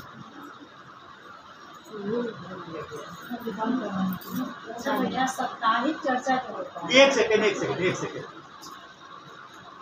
एजा बुझाई कि ना यानी तीनों सूत एगो बात जान ली खाली इतने जान कोनो भी गुरु का लगे चाहे गुरु जी कुछ करे के कहिए काहे का करे के कहिए यानी गुरु के कालका खोल जाई तो धीरे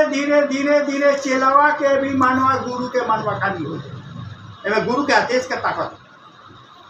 यानी जैसे जैसे कल जाई चेलवा के भी मानवा गुरु के मानवा खाली हो जाई। हमनी के तो गुरु हमरा लोग से करे के कहले नहीं कर हमनी से तो साहबे करे के कहले यही लेखा करी ना जैसे जैसे कल जाई वैसे वैसे हमारा और भी मानवा साहब के मानवा खाली होई। जब साहब के मानवा खानी हो लिखे लगी जे लेखा महादेव साहब के साथे कहले बारे वही लेखा हमरा रोड़ा साथे। दोसर बात बोल शिष्य के माने होला जेकरा मन पर गुरु के आदेश भारी हो जाए। अगर भारी नहीं है बुझी की शुरुआत तो नहीं है। अगर बेटा भारी बा तो समझी कि बेटुए गुरु बारे मेहरारू भारी बिया तो मेहरारूए गुरु बिया मर्द भारी बा यानी जे भारी बा हुए गुरु बा। बात समझ में आता? हम लोग जगत में बानी सर जगत तो भारी पढ़ले बा जगत कौन सी कहाला हमारा मन पर तो महादेव से भारी सारा टूटई हवाई चप्पल अगर चप्पल पहन के जाता इस मंदिर में टूटले बा तक लेकिन ध्यान चप्पल हुए पर बा यानी महादेव से भारी तो चप्पल बा। महादेव तो बड़ी दूर के चीज बा वही मानवा पर महादेव भारी हो जाओ जौन मन पर जगत भारी बा यही मानवा पर महादेव भारी हो जाओ। एका खातिर 3 गो कामवा करे के जरूरत बा। जैसे जैसे 3 गो कामवा कर जाई हमारा मन पर महादेव जगत हलुक होई महादेव भारी होके लगी है। जैसे जैसे महादेव भारी हुई है मनो बदल जाई मन बदली तका हुई मन बदली त का होई, मन बदली तो गइल बा महादेव से मांगे खातिर। हमनी के चेला बनल बानी सन, कंगन पहले बानी सन, महादेव से मांगे खातिर गइल रहनी सन। जया मन बदल जाई, यानी गुरु अपने शिष्य का उद्देश्य बदल देते हैं ना। जया मन बदली तो यह का करी, महादेव से ना मांगी, महादेव के मांगी। अगर महादेव के नहीं के मांगो, ताले ले जाले ले मन नहीं के बदल, ताले ले सुतरवा करे के पड़ी, और ठीक से करे के पड़ी कि महादेव से ना मांगे के पड़े, महादेव के मांगे के पड़े। और जहिया महादेव के मांगे लगी, वो दिन लोग को दी इसी चाचा वाला ना हो, ये महादेव के चेला हो। जहिया मन पर महादेव भारी होके लगे, आचरण में, व्यवहार में, सोच में दिखाई देवे लगी। कह दे अलबा कि 1 बजे आवे के बाद चर्चा में 1 बजे आई, चाहे लोग जो बजे आवे वो 1 बजे आई। कह दिया कि मोबाइल बंद करी, मोबाइल बंद करी, मुंह बंद करी, कम से कम आदमी लेकर बैठी ना, चेला का बड़ी दूर के चीज बा। चर्चा में भी जाता नहीं सा, बात करता नहीं सा, मोबाइल पर बतिया होता नहीं सा। साहब का कहले से सुन ली, साहब कहले हमरा तो ना खराब लगे, हमरा महादेवों के खराब ना लगेला, लेकिन महादेव के लोग के निमन ना लगे। महादेव के लोग के नहीं के जानो, महादेव के लोग तो महादेव के ससुर के ना छोड़ ले सो, ये नहीं के जानो तो राजा तक्ष के कहानी। हाँ समझी, हमनी के इतना दिन से शिव चर्चा में हमनी के आदमी लेकर पहले शिव चर्चा में बैठे के सीखने बाटी सब। चेला तो बड़ी दूर के सीखा, चाहे का कहले सैकड़ा में ना, 1000 में ना, लाखों के संख्या में महादेव के लोग शहर से गुजर जाओ, और शहर वालों को पता भी नहीं चले इधर से लोग गए हैं। ये तो 10 आदमी या 20 आदमी में कहे के पड़ता कि मोबाइल बंद करिए, मुंह बंद करी। दुख के बात बा, दुख के बात बा। महादेव के चेला चलो कर मोबाइल बंद ना कर, मुंह बंद ना कर, शिव चर्चा में बैठो। ये सब पर सुधार होके चाहिए, अपना गुरु भाई बन के और सुधार करे खातिर हमनी क्या भैया जात नहीं, भैया से सकाल पलकाली देखा देखी हो, लेकिन बहुत कई भेड़ से होता अथी होला 5000 10,000 के रो लोग देख लो के बापू सब बगान में जो सिवान के कार्यक्रम भय रहे, पूरा बिहार के लोग भौंक रहे हैं, पूरा बिहार के लोग भौंक रहे हैं। पूछ रहे बजे सिंह से अध्यक्ष रहे को दिले मन से कि ऐसा कार्यक्रम अभी तक ले नहीं के भइल। ओकरा बादो जब भी गई बानी सन साहब कहते रहे कि सिवान के सगोची के अभी ले सगोची के मामले में सिवान टॉप बहु। अरे कराई के बाद ढंग से कल जाओ। साहब कहले पहने ला सब केहू, झमकावे ला केहुए केहू, सब लोग पहने ला झमकावे ला केहुए केहू। कंगनवा तो ढेर लोग पहन ले बा, सुतरवा तो ढेर लोग पड़ेला, लेकिन झमकावे ला केहुए केहू। एगो और बात याद रखे, जाले ले याद रखे लोगिन, जाले ले महादेव ना चाहिए रोड़ा से अपन काम करावे के, रोड़ा से नहीं के हो सका। महादेव चाहिए। लेकिन साहब का लगे बैठा सर हिम्मत पूछ जाए कि जे चाहिए से ही कहली महादेव के दया होई, महादेव चाहिए तो अबे रोड़ा उनका काम करे बेतना होलू काम हो। साहब का लगे खाली बैठा रहे सर, साहब कहता रहे कि आप लोग महादेव के चुने हुए लोग हैं, आप लोग महादेव के पसंदीदा लोग हैं, आपको मैं प्रणाम करता हूँ, आप मुझको प्रणाम करके लज्जित करते हैं। यानी जेकरा के महादेव मानो तो ये याद रखे, जेकरा के महादेव मानो तो ये, जेकरा के महादेवे पसंद करो तो ये ओकरे से अपन कामा करिए। सब लोग ये कामा लायक नहीं के। ये से साहब कहता है रो रो लायक हो जाई, रो रो से महादेव अपन कामवा करा ले। एक खातिर उनका से कोई ना तो सरकार हमरो से करा दी, दया मांगला के माने का बोली। अरोरा महादेव के काम करे लगे, अरोरा कहे के पड़ी के हमारे बेटवा के बियाह करा तो बेटिया के नौकरी लगा तो इतना खत्म देवता बारे। अरे सोची कि हम महादेव के काम में महादेव अपन काम हमरा से भी करा ले, ई सोच हो करो करे के बाद तो ढंग से कल जाओ। पहने ला सब के झमकावे ला केहू झमका के कल जाओ कि पटनो में एगो गुरु भाई बहन बा, सचमुच में ओकरा दिल में आग लागल बा। खाली साहब कहत नहीं के कहता तो को लौकतो बा। आ जेका दिल में आग ना लगी वो दूसरा के दिल में का आग लगाई। और जेकर दियवे बुताइल बा वो दोसर दिया का चढ़ाई। बात बुझाई करी लोगी तब एक कीमत बुझाई। चीज बुझाई का चीज दिले बड़े साहेब। हमनी के अभी का बुझले बड़ी हमनी के बुझत है सब बेटा हो गई दया मिल गई, घर बन गई दया मिल गई, लड़ाई हो गई, यही के दया बुझाता निशान। दया ना दया के माने भाई कि रोरा महादेव के कामी कितना रोरा चलते रोरा बात से रोरा व्यवहार से कितना लोग के मन पर महादेव बारी बन दया के माने ही गई साला हो सब साहब कहले कि बड़ काम कर दे यार छोटा तो सब अपने आप हो के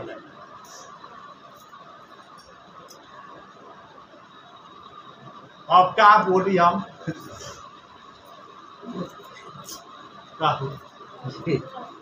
बोली तो दीदी कुछ पूछे तो साप्ताहिक चर्चा पर मतलब कैसा चर्चा हम लोग कर सकते हैं? सिर्फ 3 सूत्र पर ही होगा या और जगह से क्यों या मिला पड़े वह के माने बात अभी हम एको वाली 3 सूत्र के बात करनी हो 3 सूत्र के व्याख्या तो अभी एको वाली ना करी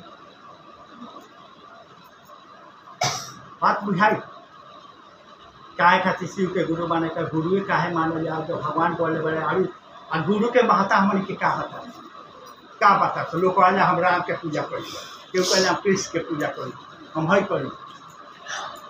कहानी था किताब तो हमारा लोग के ये बता होता कि राम राजा के बेटा रहे उनको गुरु बना के पड़ा ये लिखे जाना राम के गुरु रहे वशिष्ठ मुनि के गुरु महादेव। कृष्ण तो भगवान रहे उनको गुरु बना के पड़ा कृष्ण के गुरु उपमन्यु के गुरु महादेव। देवता लोग के गुरु बृहस्पति के गुरु महादेव। दैत्य के गुरु शुक्राचार्य के गुरु महादेव। अरे सब के छोड़ी माँ पार्वती तो महादेव के मेहरा हुए रहे उनका काय गुरु बना तो पर उनका कौन खोजल क्या का उनका कौन चीज के कमी रहे आधा अंग में महादेव रहल है पूरा ब्रह्मांड के मालिके भाड़े आधा अंग में ना उनका कौन चीज के कमी रहे कि उनका गुरु बना के पड़ा। यानी जाले ले गुरु माँ पार्वती के पहले सती रही ना सती रही मेहरारू रही लेकिन महादेव के माने ना बुझा कैसे महादेव के माने बुझाइल रही तो जब जग में जात रही राजा दक्ष के जग में जात रही महादेव माना कैले बारे नंदी माना कैले बारे दधीची माना कैले बारे लेकिन ना बनली महादेव के माने ना बुझाई महादेव के माने बुझाई रही तो ना गई रही थी अब बुझाई गुरु के जरूरत मेहरारू रही लेकिन महादेव के माने ना बुझा जो महादेव हमरा के रूप यहाँ तो कहले कि ठीक बा जा एगो मंत्र बतौले साधना पढ़ के कहले एक कहले उ तो जानते रहे कि आग में कूदे कर उ तो जानते रहे तब रोकत रहे वो ऐसा मंत्र बतौले साधना करा होता है कि आगो में कूदिए तो आगो कुछ ना कर पाई तो कहते है कि ना अब आग तो बोले सकर तू तो पूछते रहे सब खेल अब बुझाई कि ना यानी महादेव के कीमत बुझा जाओ महादेव के माने बुझा जाओ एकरा खातिर गुरु के जरूरत बा। राम के कौची का काल बा राजा के बेटा रहे कृष्ण भगवान रहे उनका कौची के जरूरत है लेकिन महादेव के माने बुझाया जाओ देवता लोग के महादेव के माने बुझाया जाओ पार्वती के महादेव के माने बुझाया जाए एकरा खातिर गुरु के जरूरत बा। ठीक हो लगा ई काम कल जाए धीरे धीरे धीरे धीरे जैसे जैसे महादेव के माने बुझाई महादेव से ना मांगी महादेव के मांगी जया महादेव के मांगी वो दिन महादेव के लायक होई। अभी हमनी के लायक भइल कहाँ बानी सब लायक हो जाए सब एकरा खातिर 3 गो काम कह के लायक बन जा तो वजह से गाड़ी स्टार्ट हुई। अभी गुरुजी से भेंट कहाँ पड़ेगा जब गुरुजी पढ़ाई है गुरुजी का लगे जाई जाई बैठे तब गुरुजी पढ़ी है गुरुजी का लगे पहुँचे खातिर साहब हमरा के सवारी देले बड़े 3 सूत्रवा ये सवारिया से उनका लगे पहुँच जा ऊपर हाथ दिए तरह के कितनो मन खाता बानी उ पढ़ा दिए। आ जब महादेव पढ़ावे लगिए लोग कह दी कि महादेव के चेला।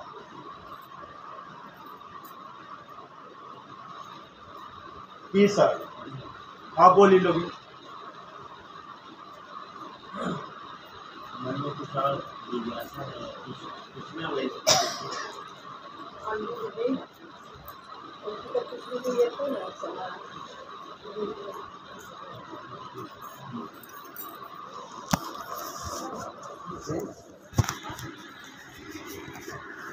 आपको साहब शरीर में नहीं है, हाँ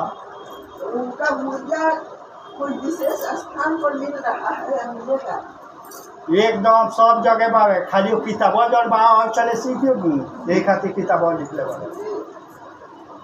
ऐसा जितना कुछ कहे के बाद जितना कुछ लिखे के बाद सब कुछ किताबा में लिख देले बारे। किताबे हमनी के सब कुछ बा, कोई जगह और लिखे दिमाग से निकाल दी लोग। सब कुछ किताबा में बा, खाली इतने देखे के बा कि हमार डेगवा किताबा के अनुसार चलता कि ना।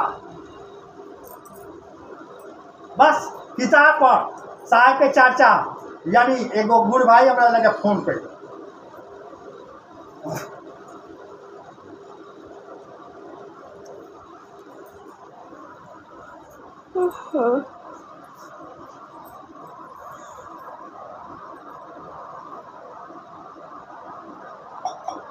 एगो गुड़ भाई हमरा लगे फोन कर ये पटने का हुआ पुरान गुड़ भाई हुआ। एक डेढ़ घंटा मोबाइल पर बात होता तो एक डेढ़ घंटा बात बोले के बाद कहले कि ये सर हम महादेव के चेला भइल बनी कि ना। तो हम कहली कि ये सर इस सर्टिफिकेटवा लिखे के तो साहब हमरा के ना कह के बोले कि चलो सर्टिफिकेट बना के दी हो जो हम कह जाते ना जे लेकर रोड़ा बानी वो लेखा हम बनी। तो कहले कि ना हमरा से रोड़ा पुरान गुरु भाई बनी ये सब हमरा से पूछ लिया। तो हम कहली कि ये सर साहब हमरा के तो बतौले हो तो नहीं कह, लेकिन हम इतने जानतनी इतने जानतनी अगर रौरा महादेव साहब के बात पर मर्द लेखा खड़ा बानी,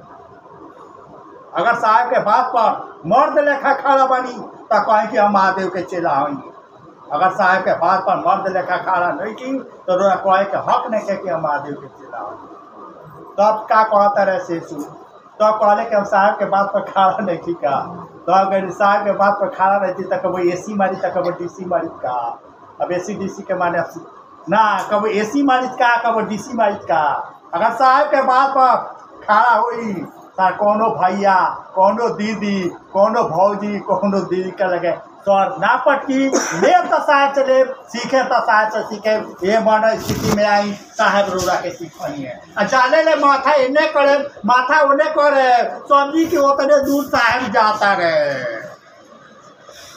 साहब से जाने वाला महादेव के गुरु मन ले तोने मेरा कॉल है सीखे तो तारा से सीखे ले तो तारा से ले। अब कहीं अब दूसरा जगह माथा पट के ना जाए। हमारा मनवा कहानी क्या करो ये सीखे तो साहब से सीखे ले तो साहब से ले हम दूसरा जगह माथा पट के ना जाए। तो अब देखिए कि साहब के देखा होता है कि ना तो अब साहब जवाब दे लेता है कि ना जो खुदे नहीं के दिल्ली गई रोड़ा के कहा ले जाई उसका तो अपने जगत के आकर्षण में लोग फसल बा चाहे जे भी हो। हमनी के कमजोर बानी सो तो 1500 में फसल बानी सो ढेर बड़ियार बा 1 लाख 2 लाख में फसल बा फसल तो बात बुझाई कि ना फसल तो सर वो बा जो अपने फसल बा वो हमनी के कहानी काली जे निकलल होई से ही निकाल सकता जे आकर्षण से बाहर होई जगत के आकर्षण से बाहर होई। और हकीकत साहब कहता है कि जगत के आकर्षण में जो भी शिव चर्चा कर रहा है उसका शिव चर्चा सुनिए चाहे गली के कुकुर के चिल्लाए सुनिए। यानी जे जगत के आकर्षण से बाहर होई वह शिव चर्चा करी तो पर शिव चर्चा के असर सुनने वाला के मन पर पड़ी। वैसा लोग के खोजी जे सचमुच में महादेव खातिर महादेव के चर्चा करत होके ओकर सहमत करी ओकरा से राय ली ओकरा से पूछी अगर जरूरत होके तो ना तो जे खुदे फसल बा ना हमने के 1 हली आई हुई करतनी सन उसका 3 हली आई हुई करता हमने के 1500 में फूल अजुराज भाई 100 लाख 2 लाख में अजुराज फरते तने बा। और क्या बताई कुछ इलाके में हां आता है इतना बुझाए कि ना पहले ना दिखाया तो नहीं ज़्यादा गलत क्या बोलिए वो कह रहा है कि साहब का एक ही काम है सूचना दे देना खबर कर देना बस इतने साहब का काम है। कोई कहता है कि साहब कंप्यूटर के जैसे काम है इंजेक्शन देना कंप्यूटर का काम है पानी चढ़ा देना बस इतने काम साहब की है। हाँ बाकी काम बा? बाकी आगे बाकी के और काम बा? बस ओकरा बाद सीधा गुरु से जुड़िए। हाँ साहब को पकड़िएगा तो फिर आप गुरु से नहीं जुड़ पाइए। कहे के मतलब का बा? जाले ले गुरु से जुड़ नहीं जात ताले ले साहब के जरूरत जाले ले रोड़ा मोटरसाइकिल चलावे के सीख। अब जैसे मान हमन के मोटरसाइकिल चलावे के सीखनी सता एगो हमार भतीजा बा तो मोटरसाइकिल चलावे जाला ना रोड का आगे ना जे चलावे से बुझेला एक नंबर पहले गियर लागेला ना आ तब बतावल जाला कि आगे गोइला के बाद 2 नंबर लगाई ऊ कहा कहला से एके नंबर में गड़िया लेके चल गइल कुछ दूर ले गड़िया के इंजन हो गइल सीज जब इंजन में सीज हो गइल तब अब कुछ नहीं की तो गियर काहे ना बदल तो ऊ कहता तो तू ही बदल के काहे ना देल ना तू ही बदल के काहे ना देल कहे के मतलब बा कि जाले ले रोड़ा गाड़ी चलावे के सीख नहीं की ले ताले ले ओकरा से पूछे के पड़ी दूसरका गियरवा के लेखा लागी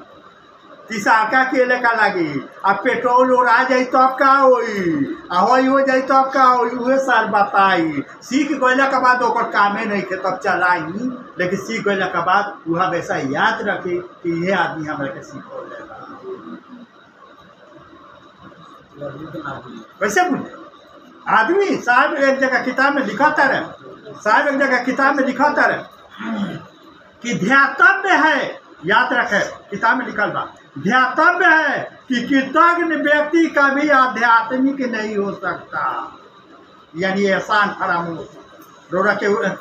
के केहू मदद कैले बा रोड़ा भुला गई एकरा के कहल जाला कृतज्ञ व्यक्ति कभी आध्यात्मिक नहीं हो सकता असीव शीशो कदापि नहीं हो सकता ई तो बुझा गई माने अगर रोड़ा के केहू मदद करे बा रोड़ा भुला गई ओकरा के कृतज्ञ कहल जाला साहब कहले तू केतनो खराब बार हत्यारा बारा बलात्कारी बारा चोर बारा डाकू बारा अगर कृतज्ञ बार तो महादेव हो सकता रह आ केतनो निमन बार आ कृतज्ञ बार अध्यात्म के दुनिया में एक डेग नहीं कर सकता अगर कृतज्ञ आदमी होई तो खाली महादेवे खातिर ना होई आदमियों खातिर होई आदमियों अगर के रोड़ा के केहू मदद कैले बा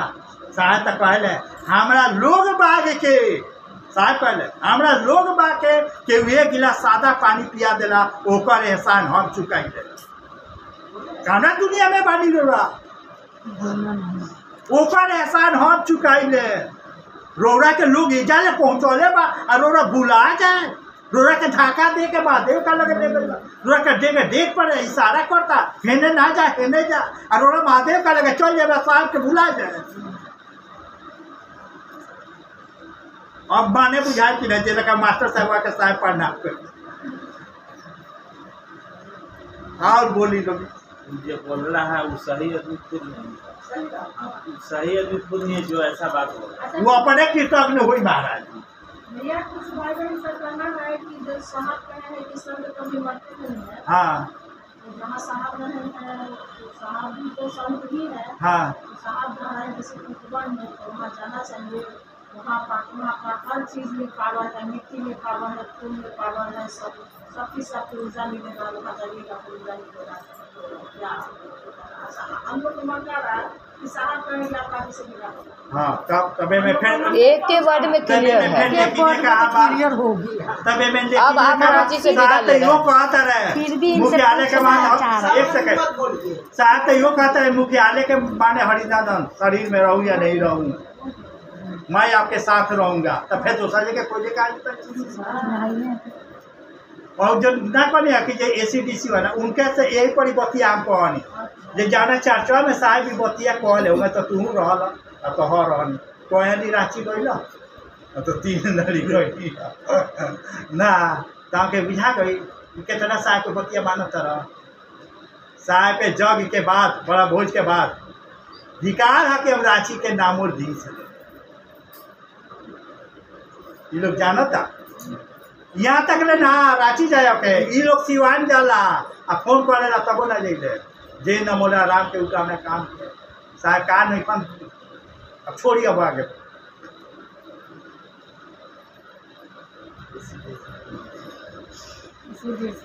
एसीडीसी के माने को वो भैया का लगे माने कि हाँ, यही माने सिर पटक के। हाँ जे अपने आकर्षण में फसल लोग हमरा के कहां निकल एगो जिज्ञासा है। हाँ बोल अभी ना क्लियर भइल कि ना हाँ हाँ बोल जैसे कुछ लोग कह रहे हैं कि तुमने की हैं साहब तुमने की माटी के ये लोग मनाते हैं। हाँ तो लोग कह रहे हैं, कुछ लोग कह रहे हैं कि पुण्यतिथि जो कहते कि शिवलिंग हो हाँ शिवलिंग हो अभी तक हमारे हम सही को पकड़े हुए हैं जो पुण्यतिथि मनाते हैं। तो क्या ऐसे ऐसे संत ऐसे लेकर के राम के शरीर में आए या बस समझ हाँ हम माने हम लोग अपने नहीं मनाते हैं हाँ हम लोग माने हम लोग के साथ जो भी है चाहे नॉर्थ ईस्ट के सिवान के माने हम लोग चाहे जहाँ भी हम लोग का नेटवर्किंग है भैया जानते हैं हम लोग नहीं मनाते नहीं मनाते जब राम का नहीं मना कृष्ण का नहीं मना ना साधु संत का नहीं मना आज तक मनाया है कोई गौतम बुद्ध का मनाया गया है महावीर का मनाया गया है किसी भी राम का मनाया गया कृष्ण का मनाया गया तो हम साहब का क्या मनाएंगे दीदी अरे सब जरा पैसा के लिए ड्रामा हो रहा है हाँ जन्मदिन मनाएंगे जयंती मनाते हैं राम की जयंती मनाते हैं कृष्ण की जन्माष्टमी मनाते हैं ना शिवरात्रि मनाएंगे शिवरात्रि तो साहब मनाते हैं लेकिन साहब का पुण्यतिथि नहीं मनाएंगे दीदी का पुण्यतिथि ना हम नहीं मनाएंगे नहीं मनाएंगे हाँ जब साहब शरीर में है तो क्या मनाएंगे भाई अगर ये मना रहे हैं इसका मतलब मुंह कह रहा है कि साहब शरीर में है मुंह कर रहा है मन नहीं कर रहा है मन कहेगा तो क्या मनाएंगे भाई हम लोग नहीं मनाते एक बार लेकिन फर्स्ट सेकेंड बार हम मना लिए तब ये विचार किया हम लोग नहीं मनाते इस बात का है कि लोग अपने लोग बात को भी मना करते हैं हाँ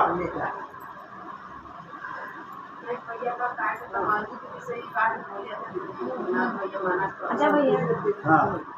जैसे साहब धरती पर थे हाँ तो यूलन दीदी का तो पुण्यतिथि मनाया जाता था ये सब बात कहे वाला नहीं साहब बहुत ऐसा बात रहला काम रहला कि ना चाहते हुए करे के पड़त हम नजदीक के रहनी जान पड़ा हाँ वही हाँ ना चाहते साहब किताबों में लिखले वाले आओ चले सीखे में एक सेकंड दी साहब किताब में भी लिखे हैं शायद जीवन निर्वाह एवं अस्तित्व रखा है तू मैं हरिनाम जो पाठ बा शुरू में मैं हरिनाम जो पाठ बा रोमन में 5 नंबर एथी में बीच में बा 5 नंबर पेज पर बीच में बा शायद जीवन निर्वाह एवं अस्तित्व रक्षा हेतु तुष्टिकरण और पलायनवादी नीति ही शेष रह गई है यानी जिए के बाद इज्जत से रहे के बाद शायद जीवन निर्वाह यानी जिंदगी निर्वाह करे के बाद अस्तित्व या इज्जत बचावे के बाद तो तुष्टिकरण और पलायनवादी तुष्टिकरण माने जे जौन रोरा कर तनी तो हाजी कर पलायनवादी यानी ई करिए ना तो छोड़ के जाए साहब किताबों में लिखले बारे शायद जीवन निर्वाह एवं अस्तित्व रखा है तो तुष्टिकरण और पलायनवादी नीति शेष रह गई है यानी अब जिए के बाद ये लोग कहती बारे तो ये लोग जौन कहता तो हाजी करे जाने ले साहब के मालिक कोई रहा है दीदी 2005 में शरीर छोड़े बड़ी जाले ले साहब के मालिक कोई रहे कि कह दे 6 में 7 में पुण्यतिथि मनावल गई लोग है ओकरा तो साहब पटने में रहा है 8 में रिटायर कैले 31 अक्टूबर के रिटायर करे के पहले कोई पुण्यतिथि मनावल गई जब ये लोग के मालिक भइल आ जब पैसा के लालच भइल तब तो लोग पुण्यतिथि जन्मदिन तो मरे जे तो है मरे जे हो खाली पैसा खाती दादा आ ये साहब के दुख के कारण भाई यही लोग से पूछल जा कि जो साहब 2008 में रिटायर कर ले ताले लेता पाटा में 31 अक्टूबर के 5 नवंबर के पाटा छोड़ ले बारे देवघर गई हमारा डेट याद था कोई यानी 5 में शरीर छोड़ दी दीदी 6 में 7 में 8 में तो वो पुण्यतिथि मनाओगे क्या सर साहब के जाले ले मालिक कह रहे ताले ले कहीं पैसा के ड्रामा ना रहे जब ये लोग के मल्टीप्लाई भइल हमारे एक जो अंतिम संगोष्ठी भइल 27-28 अगस्त वाला एक आदमी से 5,500 रुपया लिया हमारे के इहो रहे देवेला हमू रहे देवेला 5,500 रुपया वो 3 साल पहले जमा रहे। साहब के मन रहे हमारा सामने के बात है साहब के मन रहे कि साहब कहते रहे कि हम चाहता नहीं कि जे एगो संगोष्ठी करी एथी में कौन हॉल रहे वो अग्रसेन भवन में एगो संगोष्ठी करे उसमें खाली गुरु भाई लोग के बोलाए आ खाली रहे के खर्चा वो लोग से लिया आ टोटल खाए के खाना के व्यवस्था हम अपना पैसा से करे माने हम अपना पैसा से सब गुरु भाई लोग के खियाए खाली रहे के हॉल के खर्चा लोग से लिए ये कहता दीदी बरखा दीदी कि ना आप पापा खाली गुरु भाई लोग कैसे उसमें गुरु बहनों को भी रखना होता तब साहब कहे ठीक है तो 100 को गुरु बहन रहेगी बाकी गुरु भाई लोग रहेंगे लेकिन लिस्ट हम बनाएंगे हमारा सामने के बाद लिस्ट हम बनाएंगे ना अग्रसेन भवन में जो 27-28 अगस्त के भवन शनि छोड़े से 4-5 दिन पहले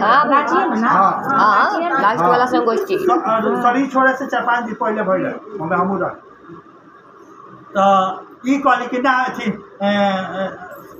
गुरु बहन लोग के बीच साहब कहले ठीक बा 100 गो गुरु बहन रही लेकिन लिस्ट हम बनाए कहले कि ठीक बा आ सब लिस्ट वो अपने बनौले साहब के मन ना रहे 5,500 रुपया देवे के बरियारी 5,500 रुपया देवे ये सब कारण भाई साहब का सभी छोड़े के इस साल हमरा के पैसा से बेचल जाता हमारा गरीब गुरु भाई बहन कीनता अरे साहब के संगोष्ठी के माने कौन चीज साहब के देखे आवता नहीं साहब के सुने आवता तो बेचले नहीं जाता 5,500 रुपया माने रखेला